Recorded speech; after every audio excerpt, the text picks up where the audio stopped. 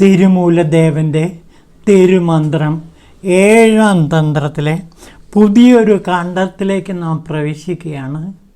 ഇവിടെ എങ്ങനെയാണ് ശിവനെ പൂജിക്കേണ്ടത് എന്ന് പറയുകയാണ്. ശിവനെ 2 തരത്തിൽ പൂജിക്കാം. ഒന്ന് അകം പൂജയുണ്ട്, മറ്റൊന്ന് പുറം പൂജയുണ്ട്. അകം പൂജ എന്ന് വെച്ചാൽ മനസ്സിൽ, സാധകൻ്റെ മനസ്സിൽ നടത്തുന്ന പൂജയാണ്. ഹൃദയവാസിയായ ശിവനെ അകക്കാമ്പിൽ വച്ച് പൂജിക്കുന്ന ഒരു സവിശേഷതയാണ് അകം പൂജയിൽ നാം കാണുന്നത്. എന്നാൽ പുറം പൂജ എന്ന് വെച്ചാൽ ജലം, പുഷ്പം, ധൂപം തുടങ്ങിയ വസ്തുക്കൾ ഉപയോഗിച്ച് ബാഹ്യപൂജ ചെയ്യുന്നതിനെയാണ് ബാഹ്യപൂജ എന്ന് പറയുന്നത്. അപ്പോൾ അകം പൂജ, അകത്ത് നടത്തുന്ന പൂജ, ബാഹ്യപൂജ പുറത്ത് ശിവബിംബത്തിലോ അല്ലെങ്കിൽ ശിവവിഗ്രഹത്തിലോ അല്ലെങ്കിൽ ശിവനെ പുറമേ വച്ചിട്ട് ആരാധിക്കുന്ന ജലം, പുഷ്പം, ധൂപം തുടങ്ങിയ വസ്തുക്കൾ വച്ച് പൂജിക്കുന്ന സമ്പ്രദായം. നമ്മുടെ ക്ഷേത്രങ്ങളെല്ലാം ബാഹ്യപൂജയാണ് നടത്തുന്നത്. എന്നാൽ ഇവിടെയാകട്ടെ അകം പൂജയ്ക്കും വളരെ പ്രാധാന്യം കൊടുക്കുന്നു തിരുമൂലദേവൻ. അപ്പോൾ തിരുമൂലദേവൻ പറയുന്നത് ഹൃദയവാസിയായ ശിവനെ മനസ്സിൽ പൂജിച്ച് ആരാധിക്കുക, അതാണ് കൂടുതൽ എഫക്റ്റീവ്. പെട്ടെന്ന് ശിവൻ പ്രത്യക്ഷനാകണമെങ്കിൽ മാനസിക പൂജ കൊണ്ട് കഴിയും. അതേസമയം ബാഹ്യപൂജയ്ക്കും പ്രാധാന്യം തിരുമൂലദേവൻ കൊടുക്കുന്നുണ്ട്. ജലം, പുഷ്പം തുടങ്ങിയവ അർപ്പിച്ചിട്ട് ശിവനെ പൂജിക്കാൻ കഴിയും. അപ്പോൾ അങ്ങനെ അകം പൂജയ്ക്കും അതേപോലെ പുറം പൂജയ്ക്കും ഒരുപോലെ പ്രാധാന്യം കൊടുത്തുകൊണ്ടാണ് തിരുമൂലദേവൻ ഇവിടെ ഈ ശിവപൂജ നിർവഹിക്കുന്നത്. നോക്കാം. അകം പൂജയെപ്പറ്റി പറയണം. ഉള്ളമോ മഹാക്ഷേത്രമീ ദേഹം ആലയവും കള്ളമല്ലടോ വായ് താൻ ഗോപുരവാതിലാവും നല്ല പോലെ അറിഞ്ഞോർക്ക് ജീവനേ ശിവലിംഗം കള്ള പഞ്ചേന്ദ്രിയങ്ങൾ മണിവിളക്കായും നിൽക്കും. അപ്പോൾ അകം പൂജയുടെ സവിശേഷതകളെക്കുറിച്ചാണ്, ശിവപൂജയിൽ അകം പൂജ ചെയ്യുന്നതിൻ്റെ സവിശേഷതയെക്കുറിച്ചിട്ടാണ് തിരുമൂലദേവൻ പറയുന്നത്. അപ്പോൾ ഇത് കൂടുതൽ ശക്തവും തീക്ഷ്ണവുമാണ് ഈ ശിവപൂജ. അതായത് മാനസിക പൂജയ്ക്ക് വളരെ പ്രാധാന്യം തിരുമൂലദേവൻ കൊടുക്കുന്നുണ്ട്. അദ്ദേഹം പലപാട് തിരുമന്ത്രത്തിൽ തന്നെ പറയുന്നുണ്ട്. എന്ത്? ഉള്ളമോ മഹാക്ഷേത്രം. ഉള്ളം, നമ്മുടെ ഹൃദയം എന്ന് പറയുന്നത്, നമ്മുടെ ഉള്ള് എന്ന് പറയുന്നത് എന്താണ്? മഹാക്ഷേത്രമാണ്. അപ്പോൾ ഈ ശരീരം എന്ന് പറയുന്നത് ക്ഷേത്രമാണ്. ശിവൻ എന്ന് പറയുന്നത് ക്ഷേത്രജ്ഞനാണ്. ദേഹം ആലയമാണ്. ദേഹം, നമ്മുടെ ശരീരം എന്ന് പറയുന്നത് ആലയം, ക്ഷേത്രമാണ്. ശിവന് താമസിക്കാനുള്ള ഗ്രഹമത്രേ നമ്മുടെ ശരീരം. അപ്പം നമ്മുടെ ശരീരമാകുന്ന ഗ്രഹത്തിലാണ് ശിവൻ കുടികൊള്ളുന്നത്. അതുകൊണ്ടാണ് നമ്മുടെ ശരീരത്തെ ക്ഷേത്രം എന്ന് തിരുമൂലദേവൻ വിളിക്കുന്നത്. ഇത് ഭഗവത്ഗീതയിൽ ഇത് തന്നെയാണ് പറയുന്നത്. ക്ഷേത്രം എന്ന് പറയുന്നത് ശരീരമാണെന്നും ക്ഷേത്രജ്ഞൻ എന്ന് പറയുന്നത് ഭഗവാനാണെന്നും ഗീതയിൽ വളരെ വ്യക്തമായിട്ട് പറയുന്നുണ്ട്. എന്നിട്ട് നമ്മളോട് തിരുമൂലദേവൻ പറയാണ്, കള്ളമല്ലടോ വായുതൻ ഗോപുരവാതിൽ. ഈ ഗോപുരത്തിന് 9 വാതിലുകളുണ്ട്. ആ വാതിലുകളിൽ ഏറ്റവും പ്രധാനപ്പെട്ടത് വായാണ്. വായാകുന്ന ആ ഗോപുരവാതിലൂടെ നല്ല പോലെ അറിഞ്ഞവർക്ക് ജീവനേ ശിവലിംഗം. ഈ വായിലൂടെ നമുക്ക് അകത്തേക്ക് കിടക്കാൻ പറ്റും. അപ്പോൾ ഈ ഗോപുരവാതിൽ എന്ന് പറയുന്നത് നവദ്വാരങ്ങളാണ്. ഈ നവദ്വാരങ്ങൾ ഏറ്റവും പ്രധാനപ്പെട്ട വായാണ്. ആ വായിലൂടെ ഉച്ചരിച്ചോ അല്ലെങ്കിൽ മാനസിക ജപം ചെയ്തിട്ടോ എന്തു ചെയ്യാം? അകത്തേക്ക് പ്രവേശിക്കാം. അകത്താരാണ്? ശിവലിംഗം കുടികൊള്ളുന്നു. എങ്ങനെയുള്ള ശിവലിംഗം? ജീവനേ ശിവലിംഗം, ജീവനാകുന്ന ശിവലിംഗം കുടികൊള്ളുന്നു. അപ്പോൾ ജീവനും പ്രാണൻ എന്ന് പറയുന്നതും ശിവലിംഗം എന്ന് പറയുന്നതും രണ്ടും ഒന്ന് തന്നെയാണ്. അപ്പോൾ ശിവനും പ്രാണനും ഇവിടെ ഒന്ന് തന്നെയായിട്ടാണ് തിരുമൂലദേവൻ കരുതുന്നത്. എന്നിട്ടോ കള്ള പഞ്ചേന്ദ്രിയങ്ങൾ മണിവിളക്കായി നിൽക്കും. പൂജയ്ക്കുള്ള ദീപാലങ്കാരം എന്താണ്? പഞ്ചേന്ദ്രിയങ്ങളാണ്. ഈ പഞ്ചേന്ദ്രിയങ്ങൾ എങ്ങനെയുള്ളതാണ്? കള്ള പഞ്ചേന്ദ്രിയങ്ങളാണ്. നമ്മെ വഴിതെറ്റിക്കുന്ന, നമ്മെ സംസാരസാഗരത്തിൻ്റെ നടുക്കടലിലേക്ക് തള്ളിവിടുന്ന ഒരു വിഭാഗം, ഒരു കൂട്ടം പഞ്ചേന്ദ്രിയങ്ങൾ നമുക്കുണ്ട്. കണ്ണ്, മൂക്ക്, നാക്ക്, ത്വക്ക് തുടങ്ങിയ കർമ്മേന്ദ്രിയങ്ങളുണ്ട്. ഈ കർമ്മേന്ദ്രിയങ്ങൾ നമ്മെ വഞ്ചിക്കുകയാണ് പലപ്പോഴും ചെയ്യുന്നത്. ലൗകിക ജീവിതത്തിൽ നാം കാഴ്ചയുടെ പിന്നാലെ പോകുന്നു, ഗന്ധത്തിൻ്റെ പിന്നാലെ പോകുന്നു, രുചിയുടെ പിന്നാലെ പോകുന്നു. അങ്ങനെ എല്ലാം ഈ പഞ്ചേന്ദ്രിയങ്ങളുടെ പിന്നാലെയാണ് നാം പോകുന്നത്. അതുകൊണ്ടാണ് ഇവിടെ പഞ്ചേന്ദ്രിയങ്ങളെ കള്ള പഞ്ചേന്ദ്രിയങ്ങൾ എന്ന് തിരുമൂലദേവൻ വിശദീകരിക്കുന്നത്. അപ്പോൾ നമ്മുടെയെല്ലാം സാധാരണക്കാരായ നമ്മുടെയെല്ലാം പഞ്ചേന്ദ്രിയങ്ങൾ പലപ്പോഴും ലൗകിക ആസക്തിയിലേക്കും പഞ്ചേന്ദ്രിയങ്ങളുടെ അടിമയാക്കിയും നമ്മെ നയിക്കുന്നു. അതാണ് ജീവിതത്തിന്, ദുഃഖത്തിന് ഏറ്റവും പ്രധാനപ്പെട്ട കാരണം. നാം ഇന്ദ്രിയങ്ങളുടെ പിന്നാലെ പാഞ്ഞു പോവുകയാണ്. ഈ ഇന്ദ്രിയങ്ങളുടെ കള്ള പഞ്ചേന്ദ്രിയങ്ങളുടെ പിന്നാലെ പാഞ്ഞു പോകാതെ ഈ ഇന്ദ്രിയങ്ങളുടെ മേൽ ആധിപത്യം സ്ഥാപിക്കുക. അങ്ങനെ വായ എന്താണ്? വാതിലാണ്, ഗോപുര വാതിലാണ്. വായ എന്തിനു വേണ്ടി ഉപയോഗിക്കണം? ഈശ്വരനാമം ജപിക്കാൻ വേണ്ടി ഉപയോഗിക്കണം. അതുപോലെ കാത്, നാം ശബ്ദം കേൾക്കുന്നു, നമുക്ക് ഇമ്പമുള്ള ശബ്ദത്തിൻ്റെ പിന്നാലെ നാം പാഞ്ഞു പോകുന്നു. ആ ശബ്ദം പ്രണവശബ്ദമായിട്ട് അനുഭവപ്പെട്ടാൽ ആ പഞ്ചേന്ദ്രിയത്തിൻ്റെ മേലെ നമുക്ക് ആധിപത്യം ചെലുത്താൻ കഴിയും. അപ്പോൾ കാണുന്നത് ശിവരൂപം, കേൾക്കുന്നത് ശിവശബ്ദം, അനുഭവിക്കുന്നത് ശിവാനുഭൂതി എന്ന തലത്തിലേക്ക് ഈ പഞ്ചേന്ദ്രിയങ്ങളെ നാം വളർത്തിക്കൊണ്ടുവരണം.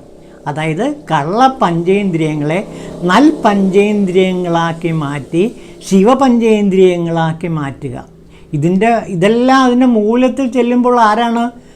സാക്ഷാൽ പരബ്രഹ്മത്തിൽ നിന്നാണ്, അല്ലെങ്കിൽ ശിവനിൽ നിന്നാണ് ഈ പഞ്ചേന്ദ്രിയങ്ങളൊക്കെ ഉണ്ടാകുന്നത്. അപ്പോൾ ഈ പറഞ്ഞു വരുന്നതിൻ്റെ ചുരുക്കം ഇത്രയാണ്.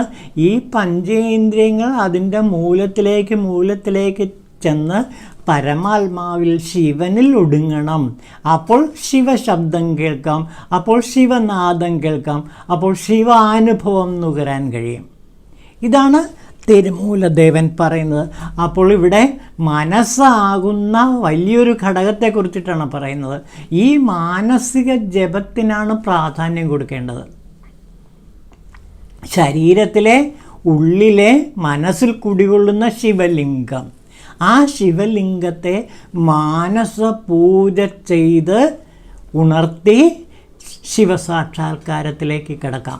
അപ്പോൾ മനസ്സിനെ നിയന്ത്രിക്കുകയും പഞ്ചേന്ദ്രിയങ്ങളെ നിയന്ത്രിക്കുകയും കള്ള പഞ്ചേന്ദ്രിയങ്ങളെ നല്ല പഞ്ചേന്ദ്രിയങ്ങളായിട്ട് ശിവപഞ്ചേന്ദ്രിയങ്ങളായി മാറ്റുകയും ചെയ്താൽ ഒരാൾക്ക് ശിവസാക്ഷാത്കാരം കിട്ടും. ഇതാണ് ആന്തരിക പൂജ, അകം പൂജ എന്ന് പറയുന്നത്. അപ്പോൾ ശിവനെ പൂജിക്കാൻ നമുക്ക് വായുണ്ട്. ഈ വായു കൊണ്ട് നാദോപാസനയിലൂടെ ശിവനെ ആരാധിക്കാം. നമഃശിവായ പഞ്ചാക്ഷര മന്ത്രം ജപിച്ച് ശിവനെ നമുക്ക് പൂജിക്കാം. അല്ലെങ്കിൽ ശിവസ്തോത്രങ്ങൾ ചൊല്ലി നമുക്ക് ശിവനെ ആരാധിക്കാൻ കഴിയും. അപ്പോൾ ഈ ഉള്ളിലേക്ക് കിടക്കാനുള്ള വാതിലാണ്, നമ്മുടെ ശരീരത്തിൻ്റെ ഉള്ളിലെ ആ ജീവനാകുന്ന ശിവലിംഗത്തെ സാക്ഷാത്കരിക്കാനുള്ള ഒരു വാതിലാണ് നമ്മുടെ വായ്. അപ്പോൾ ഈ വായിനെ എന്തിനു വേണ്ടി ഉപയോഗിക്കണം? ശിവപൂജയ്ക്ക് വേണ്ടി ഉപയോഗിക്കുക. ശിവസ്തോത്രങ്ങൾ, പഞ്ചാക്ഷരി മന്ത്രം നിരന്തരം ജപിക്കാനായിട്ട് വായിനെ ഉപയോഗിക്കുക. അങ്ങനെ ഉള്ളിലെ ശിവലിംഗം സാക്ഷാത്കരിക്കപ്പെടും, ഉള്ളിലെ ശിവൻ പ്രസാദിക്കും. അപ്പോൾ എല്ലാത്തിൻ്റെയും തിരുമൂലദേവൻ പറയുന്നത് എല്ലാത്തിൻ്റെയും ഉള്ളിൻ്റെ ഉള്ളിൽ, അതായത് സാധകൻ്റെ ഉള്ളിലാണ് ആര് വസിക്കുന്നത്? ശിവൻ വസിക്കുന്നത്. ആ ശിവലിംഗം ജീവൻ തന്നെയാണ്. ആ ജീവനാകുന്ന ശിവലിംഗത്തെ സാക്ഷാത്കരിക്കാനുള്ള ഏറ്റവും പ്രധാനപ്പെട്ട വാതിൽ, അകത്തേക്ക് കിടക്കാനുള്ള വാതിൽ എന്ന് പറയുന്നത് വായാണ്. വായിലൂടെ ശിവ പൂജ ചെയ്യാൻ പറ്റും. അതായത് ശിവനാദം കേൾക്കാൻ ചെവിയിലൂടെ കഴിയുന്നത് പോലെ തന്നെ ശിവശബ്ദം, ശിവപൂജ ചെയ്യാൻ, അതായത് പഞ്ചാക്ഷരി മന്ത്ര ജപസാധന ചെയ്യാൻ ഈ വായിനെ, ചുണ്ടുകളെ ഉപയോഗിക്കുക. അങ്ങനെ മാനസിക ജപത്തിലൂടെ അല്ലെങ്കിൽ ബാഹ്യമായ രീതിയിൽ ശബ്ദത്തോടു കൂടി തന്നെ ശിവനെ, ഉള്ളിലെ ശിവനെ പൂജിച്ച് ആരാധിച്ച് നമുക്ക് പ്രീതിപ്പെടുത്താൻ കഴിയും. ഇതാണ് ഇവിടെ തിരുമൂലദേവൻ പറയുന്ന പ്രധാനപ്പെട്ട കാര്യം. അപ്പോൾ ഈ ഇതിൽ ശരിക്കും അകം പൂജയെക്കുറിച്ചിട്ടാണ് പറയുന്നത്. അതായത് ഇവിടെ പ്രധാനം സാധകൻ്റെ മനസ്സാണ്. ആ മനസ്സിൽ ശിവലിംഗത്തെ പ്രതിഷ്ഠിക്കുക. ഇവിടെ എന്താ നോക്കൂ, ജീവനേ ശിവലിംഗം എന്ന് പറയുന്നു. ജീവനാകുന്ന ശിവലിംഗം നമ്മുടെ ഉള്ളിലാണ് സ്ഥിതി ചെയ്യുന്നത്. ഇവിടെ ഉള്ളെന്ന് വെച്ചാൽ ഹൃദയമാണ്, മനസ്സ് എന്ന് നമുക്കതിനെ വിളിക്കാം. അപ്പോൾ ഈ മനസ്സിനെ ദേവാലയമാക്കി മാറ്റണം. അപ്പോൾ മനസ്സിന് വളരെ പ്രാധാന്യം കൊടുക്കുന്നുണ്ട് ഈ കവിതയിൽ. അപ്പോൾ തിരുമൂലദേവൻ നമ്മളോട് പറയുന്നത്, ഒരു സാധകൻ ആദ്യം തന്നെ മനസ്സിനെ പാകപ്പെടുത്തുകയാണ് വേണ്ടത്. ശിവപൂജയ്ക്ക് വേണ്ടി, ശിവസാക്ഷാത്കാരത്തിന് വേണ്ടി മനസ്സിനെ തൻ്റെ വരുതിയിൽ നിർത്തണം. അത് എങ്ങനെ നിർത്താൻ കഴിയും എന്നതിനെക്കുറിച്ചിട്ട് നമുക്ക് നോക്കാം. ഇതാ നോക്കൂ, ചില പ്രധാനപ്പെട്ട കൃതികളിലേക്ക് നമുക്ക് കിടക്കാം. ആദ്യം നമുക്ക് നിത്യാനന്ദ ഭഗവാന്റെ വാക്കുകളിലേക്ക് തന്നെ കിടക്കാം. നിത്യാനന്ദ ഭഗവാൻ ഒരിടത്ത് പറയുന്നുണ്ട്, അദ്ദേഹം അത് ദേഹം ശിവാലയം പ്രോക്തം സിദ്ധിതം സർവദേഹിനാം എന്ന ആ മന്ത്രത്തിന് പ്രാധാന്യം കൊടുത്തുകൊണ്ട് നിത്യാനന്ദ ഭഗവാൻ പറയുന്നുണ്ട്, ദേഹം ശിവൻ്റെ കോവിലാണ്, സർവ ദേഹികൾക്കും സിദ്ധികളൊക്കെ ഇവിടെ നിന്ന് തന്നെ കിട്ടും. അപ്പോൾ സിദ്ധികൾ, ശിവൻ്റെ സിദ്ധികളെല്ലാം, ശിവൻ്റെ ഗുണങ്ങളെല്ലാം കിട്ടണമെങ്കിൽ ഈ ശിവാലയമാകുന്ന ദേഹത്തിലെ ആ പഞ്ചേന്ദ്രിയങ്ങളെ നമ്മൾ നന്മയുടെ വഴിയിലേക്ക് നയിക്കണം. നിത്യാനന്ദ ഭഗവാൻ പറയുന്നതാണ്, നന്മയുടെയും തിന്മയുടെയും കാരണം മനസ്സാണ്. ഒരാൾ ഉത്കൃഷ്ടനോ നികൃഷ്ടനോ ആകുന്നത് സ്വന്തം വിചാരഗതിക്കനുസരിച്ചാണ്. കണ്ടോ? അപ്പോൾ ഒരാളുടെ വിചാരമെന്തോ അതാണ് അയാളുടെ സ്വഭാവമായി പരിണമിക്കുന്നത്. അപ്പോൾ വിചാരത്തിന് വളരെ പ്രാധാന്യം കൊടുക്കും. നാം എന്ത് വിചാരിക്കുന്നു അതായിത്തീരും. As you think so you become എന്നൊരു ഇംഗ്ലീഷിലൊരു ചൊല്ലുണ്ട്.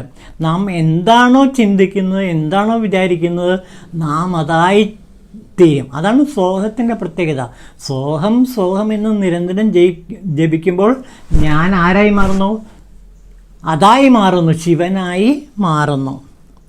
മനസ്സ് തന്നെ സർവ്വതിനും കാരണം. ഈശ്വരൻ യാതൊരാൾക്കും നന്മയോ തിന്മയോ ചെയ്യുന്നില്ല.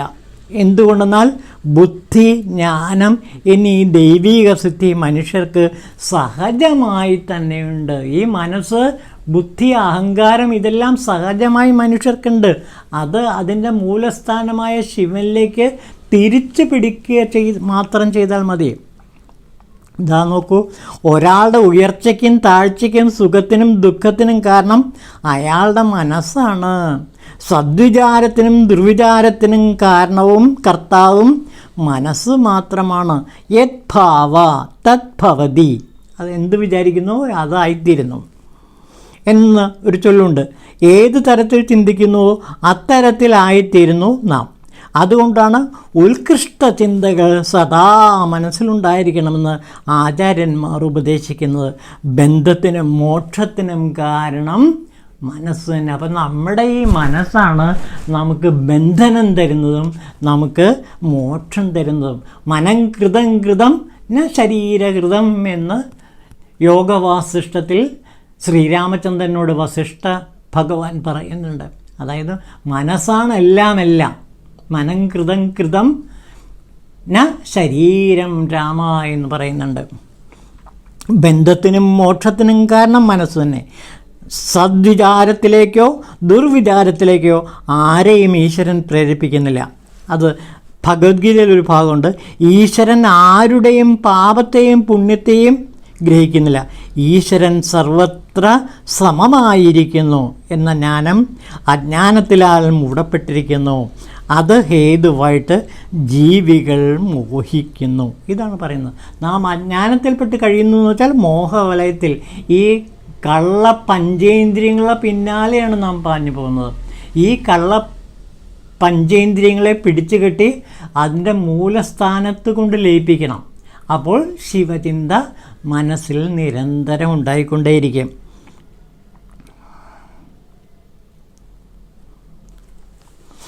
തികഞ്ഞ വിചാരശക്തിയുള്ള ബുദ്ധിയും തികഞ്ഞ പ്രകാശശക്തിയുള്ള ജ്ഞാനവുമെല്ലാം മനുഷ്യർക്കും ഈശ്വരൻ നൽകിയിട്ടുണ്ട്.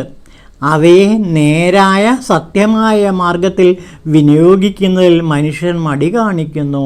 തൽഫലമായി മനുഷ്യൻ ദുഃഖിക്കുന്നു. അതിനാൽ ഉത്തമനായ മനുഷ്യൻ ആത്മശ്രേയസ്സിനായി വിചാരത്തോടെ സൂക്ഷ്മബുദ്ധി ഉപയോഗിച്ച് പൗരുഷം കൊണ്ട് മനസ്സിനെ ശിവചിന്തയിൽ നിറയ്ക്കണം.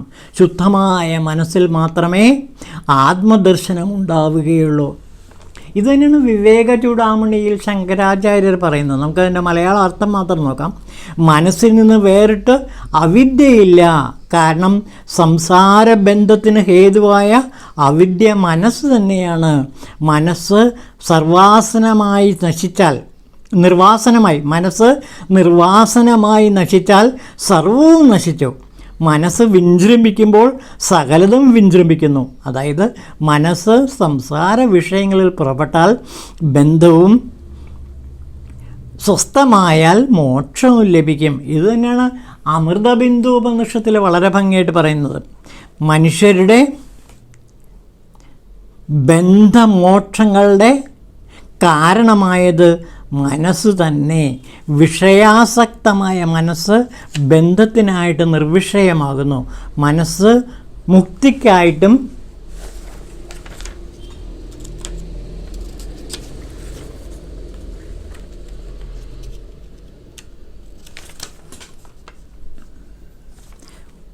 ഉപയോഗിക്കണം. അതാണ് ഇവിടെ പറയുന്നത്. മനസ്സ് മുക്തിക്കായിട്ടും ഉപയോഗിക്കണമെന്നാണ് പറയുന്നത്. ശ്രീരാമചന്ദ്രന് നേരത്തെ പറഞ്ഞില്ലേ വസിഷ്ഠ മഹർഷി കൊടുക്കുന്ന ഉപദേശം, അതിലിത് തന്നെയാണ് പറയുന്നത്. യോഗവാസിഷ്ഠത്തിൽ കൈവല്യത്തിന് വിഘാതമായി നിൽക്കുന്നത് മനസ്സ് തന്നെയാണ്. പക്ഷേ കൈവല്യലക്ഷണമായ ഉത്കർഷത്തിനും അത് കാരണമാകുന്നു. രാഗവിദ്വേഷ ദൂഷിതമായ മനസ്സ് സംസാരവും ദോഷവിമുക്തമായ മനസ്സ് മോക്ഷവുമാകുന്നു. അരിയുടെ ഉമി പോക്കുന്നത് പോലെയും ചെമ്പിൻ്റെ കറ കളയുന്നത് പോലെയും പൗരുഷം കൊണ്ട് മനസ്സിൻ്റെ അജ്ഞാനത്തെ നീക്കാവുന്നതാണ്. സ്വഭാവേന തന്നെ അരിയെ ഉമി പൊതിഞ്ഞിരിക്കുന്നു. അതുപോലെ ജീവൻ്റെ അജ്ഞാനവും സ്വഭാവജം തന്നെയെങ്കിലും പ്രയത്നം കൊണ്ട് നീക്കാവുന്നതാണ്. അതിനായി നല്ല പോലെ പ്രയത്നിക്കേണ്ടിയിരിക്കുന്നു, സാധന ചെയ്യേണ്ടിയിരിക്കുന്നു. മനസ്സിനെ നിഗ്രഹിക്കാൻ മനസ്സിന് തന്നെ സാധിക്കുകയുള്ളൂ. മനസ്സിനെ മനസ്സുകൊണ്ട് ഛേദിച്ച് ഭവാർണവത്തിൽ നിന്നും ആത്മാവിനെ കരയ്ക്ക് കയറ്റുക. സംസാരമോചനം മറ്റൊന്നുകൊണ്ടും സാധ്യമല്ല. ബാഹ്യാർത്ഥ ഭാവസ്വരൂപമായ ഏതേതു വാസന ഉദയം ചെയ്യുന്നുവോ അതതിനെ അപ്പോൾ ബുദ്ധിമാന്മാർ പരിഹരിക്കണം. തുടരെ ഇങ്ങനെ ചെയ്താൽ അവിദ്യാബന്ധമുണ്ടാവുകയില്ല. ഇരുമ്പ് കൊണ്ട് ഇരുമ്പിനെ എന്ന പോലെ വിവേകത്താൽ മൂർച്ച കൂട്ടിയ മാനസത്താൽ മലിന മനസ്സിനെ ഛേദിച്ചു കളയണം, എങ്കിൽ സംസാരഭ്രമം നശിക്കും. ഇതാണ് യോഗവാസിഷ്ഠത്തിൽ വസിഷ്ഠ മഹർഷി ശ്രീരാമചന്ദ്രന് കൊടുത്ത ഉപദേശം. ആ ഉപദേശം തന്നെയാണ് ഇവിടെ ശിവപൂജയിൽ തിരുമൂലദേവൻ പറയുന്നു. നോക്കൂ, കള്ള പഞ്ചേന്ദ്രിയങ്ങൾ മണിവിളക്കാക്കി മാറ്റുക. തിരുമൂലദേവൻ പറയുന്ന നമ്മുടെ പഞ്ചേന്ദ്രിയങ്ങൾ കള്ള പഞ്ചേന്ദ്രിയങ്ങളാണ്. അതാണ് സംസാര ദുഃഖത്തിന് കാരണം. ഈ പഞ്ചേന്ദ്രിയങ്ങളെ മണിവിളക്കാക്കി മാറ്റുക. അതിപ്പോൾ മനസ്സിനെ തന്നെ കീഴ്പ്പെടുത്തും, മനസ്സിനെ തന്നെ ശുദ്ധീകരിക്കും. അപ്പോൾ മനസ്സുകൊണ്ട് മനസ്സിനെ തന്നെ ശുദ്ധീകരിക്കാൻ കഴിയുന്ന അത്ഭുതകരമായ ഒരു പ്രവർത്തനമാണ് ശിവപൂജ. ശിവപൂജയിലൂടെ എന്തിനാണ് പഞ്ചാക്ഷരി മന്ത്ര സാധനയിലൂടെ തന്നെ ഈ കള്ള പഞ്ചേന്ദ്രിയങ്ങളെ നമുക്ക് നിയന്ത്രിക്കാൻ കഴിയും. അതേപോലെ മനസ്സിനെ സംയമനം ചെയ്ത് ഇല്ലാതാക്കി മനസ്സിനെ അതിൻ്റെ മൂലമായ ശിവത്തിൽ ലയിപ്പിക്കാനും കഴിയും. വളരെ എളുപ്പമാണ് ഈ പൂജ, ആന്തരിക പൂജ, അകം പൂജ. ഈ അകം പൂജയാണ് സർവശ്രേഷ്ഠം. അതുപോലെ ബാഹ്യപൂജയുണ്ട്. നമുക്ക് ബാഹ്യപൂജയെ കുറിച്ചിട്ട് നാളെ എടുക്കാം. ഓം ശിവായ തിരുമൂലർ ദേവായ നമഃ.